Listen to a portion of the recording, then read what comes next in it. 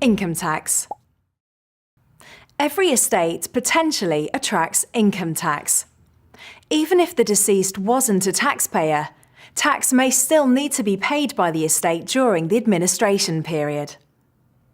When somebody dies, it's important you contact HMRC as soon as possible to establish the income tax position.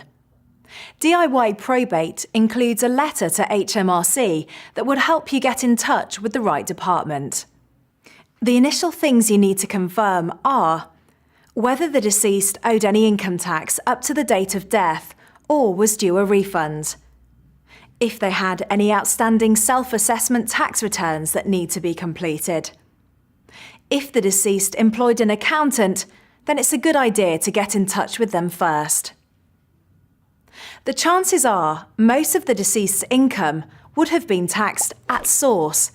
In other words, basic rate tax would have already been paid, as banks, for example, deduct tax automatically for most types of account, which is paid straight to HMRC.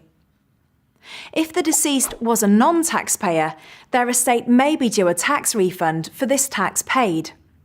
Alternatively, if they were a higher rate taxpayer, there might be more tax to pay. Either way, you'll need to complete a form to help HMRC work out the deceased's tax position.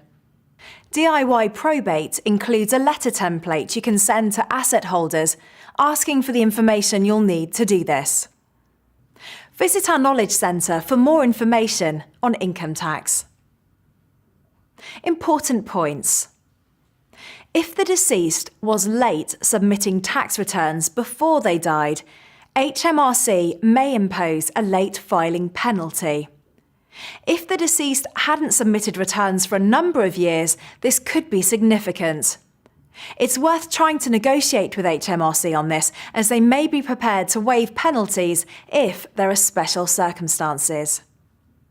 You'll also need to declare the tax liability of the estate during the administration period, as income will continue to come into the estate until the assets are distributed, and so further tax may need to be paid, for example, dividends or interest. If there's a large amount of tax to be paid, or the deceased received income without tax deducted, for example, rental income from a property, HMRC will expect a full tax return. DIY Probate can help you keep track of tax that's already been paid, making completing the deceased's tax return much easier. Finally, as well as declaring any income and tax paid to HMRC during the administration process, you must pass this information to the beneficiaries using Form R185 so they can include it in their own tax returns. Beneficiaries may be higher rate taxpayers or indeed non-taxpayers, so they need to know the amount of tax paid on their inheritance in case they have to pay more or are due a refund. Top tip. If the deceased has completed a self-assessment tax return, it's a good idea to ask HMRC for copies from previous years. This can help with any outstanding returns and may provide extra information about further assets or liabilities.